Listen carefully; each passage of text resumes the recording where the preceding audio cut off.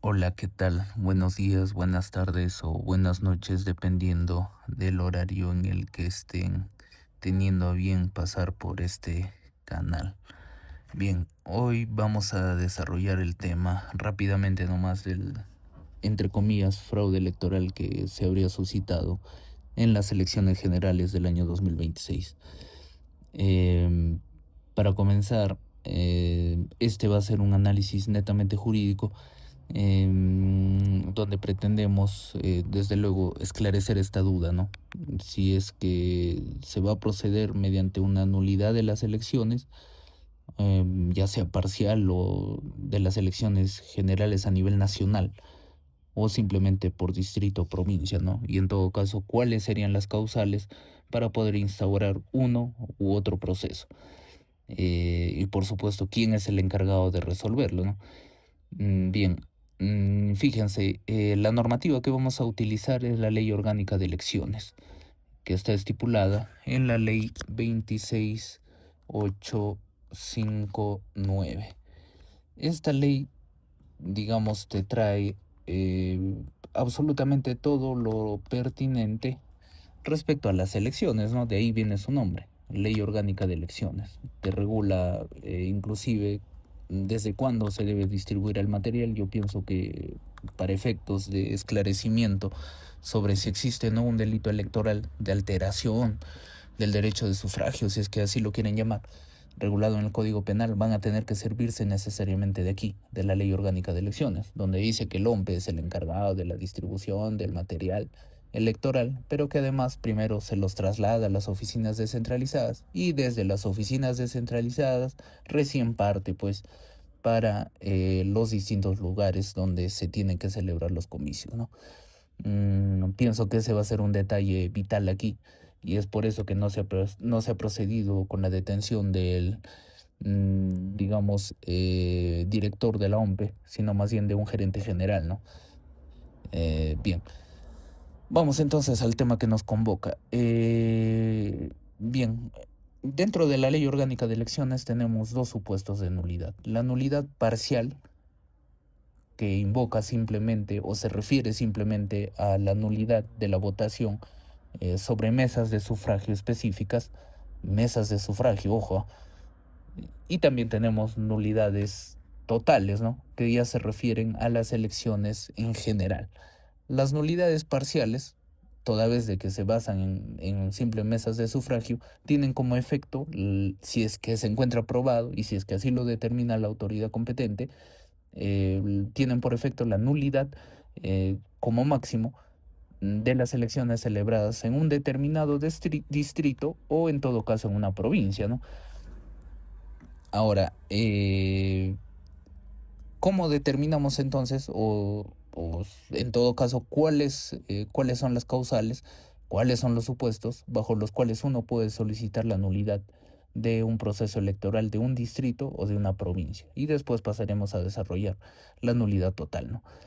Para realizar esta nulidad parcial, bueno, en el caso concreto, en el caso que se ha suscitado en el país, yo pienso que simplemente pueden encajar en el artículo 363, literal A y B. El C y D, para mí, francamente, no ingresa porque uno de ellos exige violencia o intimidación, aspecto que no ha ocurrido, y lo otro es pues que, bueno, los integrantes de la mesa de sufragio hayan, digamos, admitido votos en esa mesa que no correspondían, de personas a las cuales no les correspondía realizar el ejercicio de sufragio en esa mesa, o como también rechazarle a aquellos que efectivamente sí tenían toda la potestad de realizar el sufragio en esa mesa, ¿no? Entonces, como no ha habido violencia, ni intimidación, ni aceptación, ni rechazo de votos indebidos, entonces no nos vamos a poner en el escenario del literal C y D, más bien nos vamos a centrar en el literal A y B. Bien, ¿qué es lo que te dice el literal A? Para poder proceder a una nulidad o tentar siquiera una nulidad parcial, ¿no?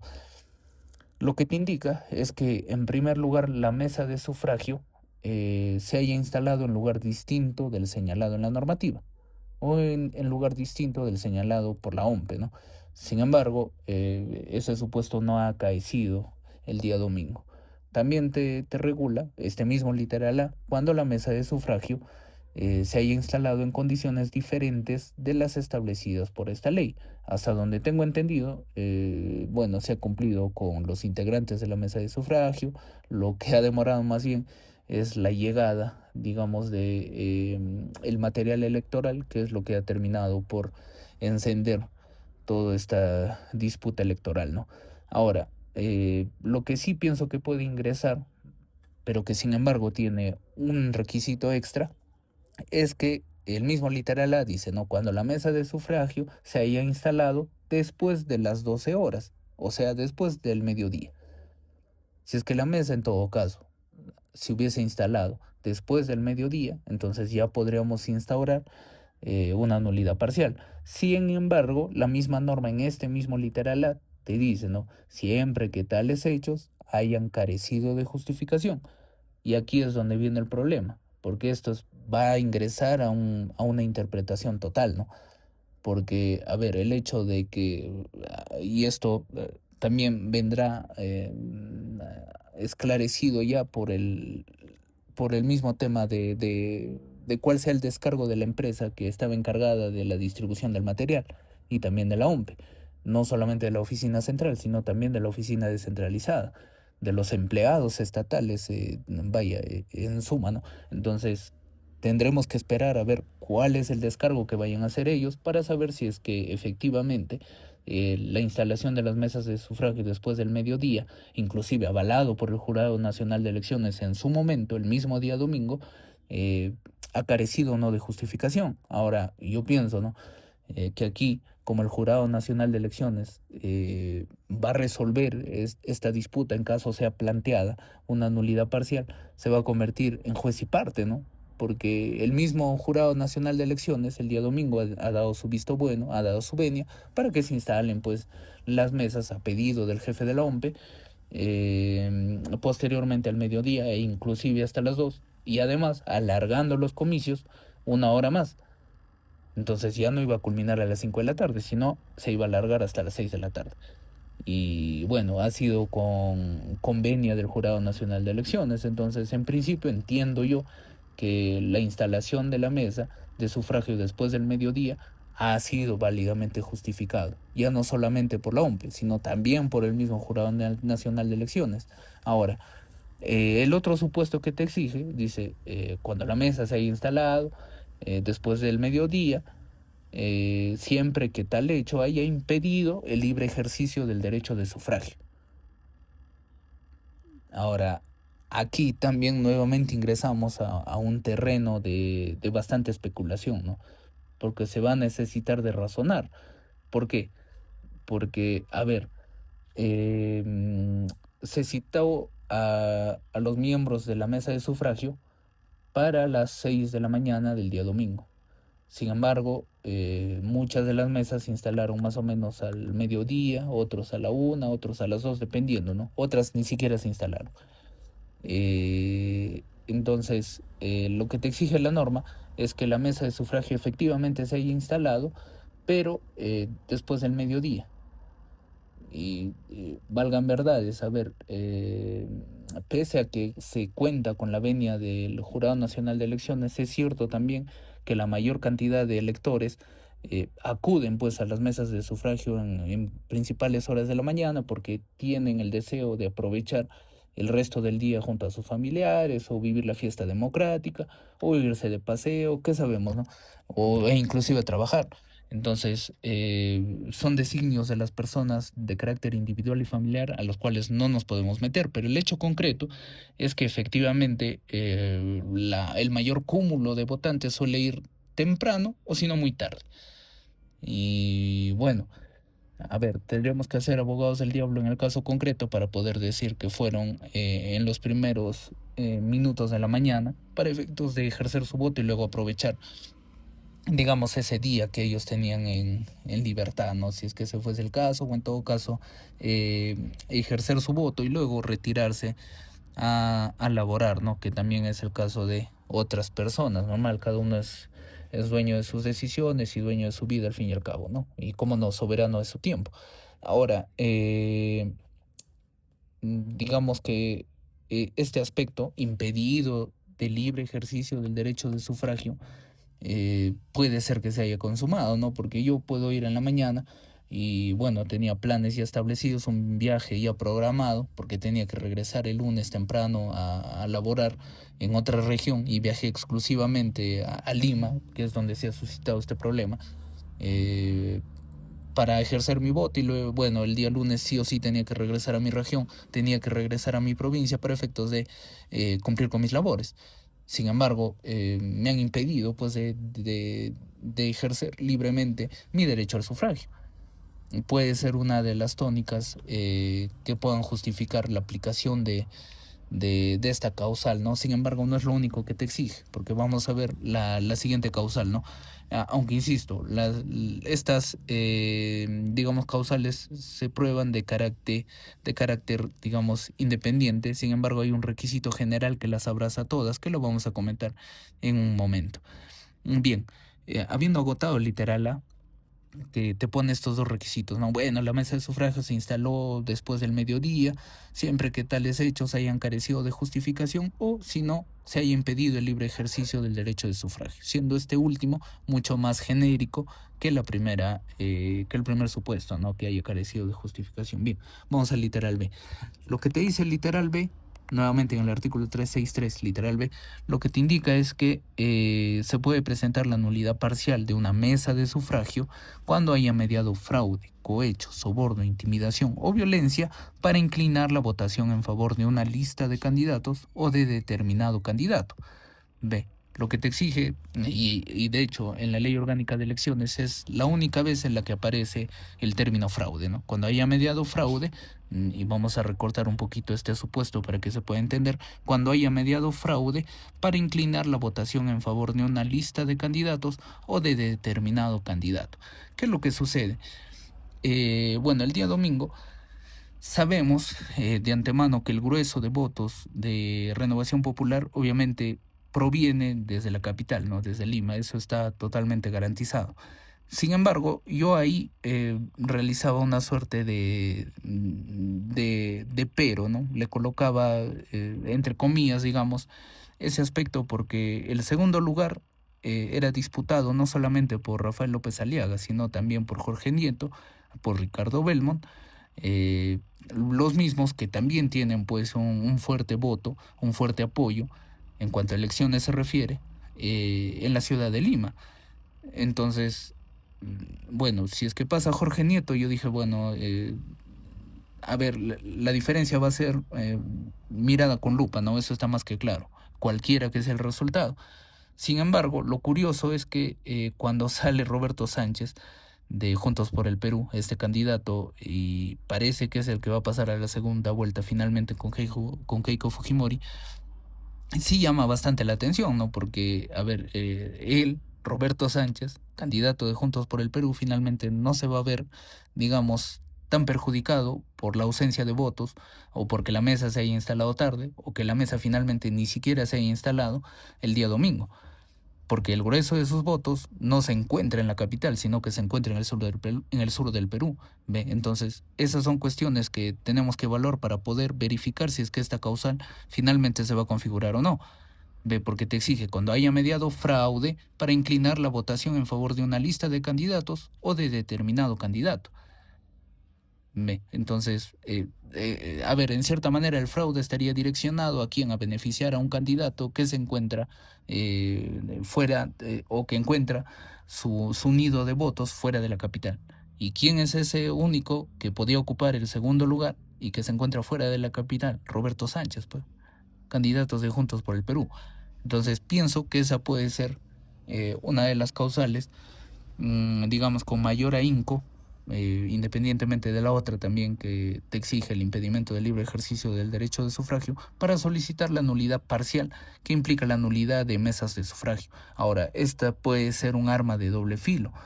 Por eso que yo apuesto más por un tema bueno, ahora el escenario que tenemos, ¿no? Roberto Sánchez es potencialmente, y lo más seguro es que vaya a pasar a segunda vuelta, a diferencia de los otros, ¿no? Quienes también tenían, pues, digamos, el grueso de sus votos en la capital, ¿no? Ahora, ¿por qué digo que esto puede ser un arma de doble filo? Porque lo único que vas a lograr es la nulidad de las mesas de sufragio. Entonces, si es que tú, digamos, consigues tu objetivo, anulas las mesas de sufragio, todos esos votos se van al agua, todos esos votos van a pasar como si no existieran y van a engrosar el resto de nuestros votos, ¿no? De los que estamos en el resto de la capital o ya sea en provincia. Eso es lo que va a ocurrir. Simplemente ignoras esos votos, pasas por alto y sigues tu camino. Eso es lo que va a ocurrir. Ahora, ¿quién es el encargado de resolver estos temas? En primer lugar es el Jurado Electoral Especial y en grado de apelación el Jurado Nacional de Elecciones. Ahora bien, como venía comentando, ¿no? Tenemos estos dos escenarios en caso de ser comprobados, genial, ¿no? Pero además, para poder, digamos, aspirar ya no simplemente a una nulidad de las mesas de sufragio, independientemente de lo que ocurra más adelante, o de manera independiente por cada mesa de sufragio, sino que además para que ésta pueda evolucionar a una nulidad de un distrito electoral o de una provincia electoral, tienes que conseguir que esos votos nulos sumados superen los 2/3 del número de votos válidos. Y lo dice el artículo 364 de la Ley Orgánica de Elecciones, la ley que estamos comentando. Entonces, pienso yo, ¿no? De nada te vale anular los votos de una mesa de sufragio, absolutamente todos los votos de dicha mesa de sufragio, si después finalmente no vas a llegar a superar los 2/3 del número de votos válidos, que te alcanzarían sí para declarar la nulidad, pero solo respecto a ese distrito o a esa provincia como máximo. No vas a, digamos, irradiar esos efectos de nulidad a una nulidad total, que en todo caso vendría a ser una nulidad de todas las elecciones generales. Entonces, mucho ojito con eso, ¿no? El primer paso, ¿cuál sería? La nulidad de las mesas de sufragio, pero siempre con perspectiva a llegar por lo menos a esos, digamos, 2/3 o a superar esos 2/3 del número de votos válidos en cuanto a nulidad que te exige la norma para poder evolucionar y declarar la nulidad distrital o provincial, ¿no? Ahora, para la nulidad de las elecciones de carácter general, lo que te exige el artículo 365 es que los votos nulos sumados superen los 2/3 del número de votos válidos. Pero esto ya, digamos, a nivel nacional, ¿no? Entonces, si es que no vas a llegar ni siquiera a la, digamos, a la cantidad que te exige para una nulidad de carácter distrital ni provincial, mucho menos vas a llegar pues a una nulidad de carácter nacional, porque el requisito principal es que se supere, sumado, haciendo la sumatoria, los votos nulos superen los 2/3 del número de votos válidos. Y repito, si no llegas a una nulidad ni distrital ni provincial, ¿cómo vas a aspirar a llegar a una cuantía en cuanto a nulidad total se refiere? Eso es imposible. Ahora, la otra opción que tienen también está regulada en el artículo 365, en el inciso 2, donde te indica si es que se anulan los procesos electorales de una o más circunscripciones que en conjunto representen el tercio de la votación nacional válida. Ahora, esto es bastante complicado, ¿no? Porque tienes que llegar sí o sí al tercio de la votación nacional válida. Y nuevamente, ¿no? Tomando como referencia. Y esto, pienso yo, es a lo que se refería el jefe de la OMPE, ¿no? Que no lo sabe explicar, que más se para ahí con una actitud altanera, casi mimada, de niño engreído, en lugar de explicar y haciendo caras, ¿no? En lugar de explicarle esto a la ciudadanía, ¿no? De decirle, mira, hay causales de nulidad total y hay causales de nulidad relativa. Para la nulidad total no te va a alcanzar, porque para la nulidad relativa es difícil que llegues. Y si para la nulidad parcial es difícil que llegues, prácticamente para la nulidad total va a ser imposible que llegues. No te va a alcanzar. No es que, digamos, los votos de Lima no valgan o de los ciudadanos de Lima no tengan peso, no es así, sino que ya te viene cuantificado en la Ley Orgánica de Elecciones cuándo puedes anular distrital o provincialmente y cuándo puedes anular, pues, de manera general las elecciones. Y no vas a llegar, pues, lastimosamente es así. Salvo mejor parecer y salvo prueba en contrario, ¿no? Con cargo, obviamente, ¿no? Quien habla no lo sabe todo, ¿no? Ahora, bien, ¿Cuándo se puede plantear una nulidad total? Esto sí o sí tendríamos que esperar entonces la proclamación de los resultados para poder ver si es que el personero legal del partido político Renovación Popular, entiendo, porque Jorge Nieto está tranquilo, presenta o no ante el Jurado Nacional de Elecciones en el plazo de 3 días de tomado conocimiento de la proclamación de los resultados generales, si es que va a proceder o no a interponer esta nulidad total, ¿no? Pero ya digo, los requisitos son fuertes, ¿no? Porque tiene que ser de tal entidad que te vicie toda la elección general.